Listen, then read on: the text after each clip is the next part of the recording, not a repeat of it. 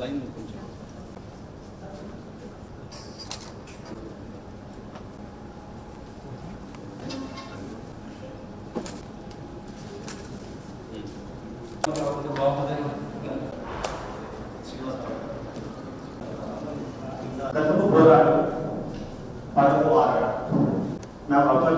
వాళ్ళ శిష్యరికంలో చాలా మంది కవులు పైకి వచ్చారు, కొంతమంది వెలుగులోకి వచ్చారు, కొంతమంది చీకటిలోకి వెళ్ళిపోయారు.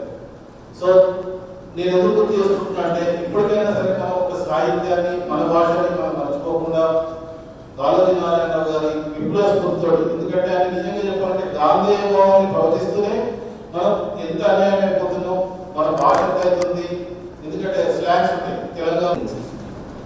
ఇంకా తెలుగులో ఫ్రెండ్షిప్ ఏంటంటే ఈ నారాయణరావు గారి పద్మభూషణ్ రచయిత, అది అదేవిధంగా వారి జీవితం అంతా ఇక్కడే కొనసాగింది.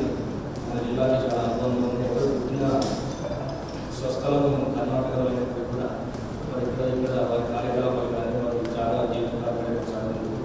మన వరంగల్ జిల్లా సమాజంగా మనం గ్రహించాలి. ప్రారంభించు సకిలించు ఆంధ్రుడా చావులందుగా, సకిలించు ఆంధ్రుడా చావులందుగానే ఒక కఠినమైన పదం ఆయన ఉపయోగించారు. అంటే ఆయన ఉద్దేశం తెలుగులోనే వాడాలి, మాతృభాషలోనే ఉండాలి అనేది ఆయన ఉద్దేశం అది.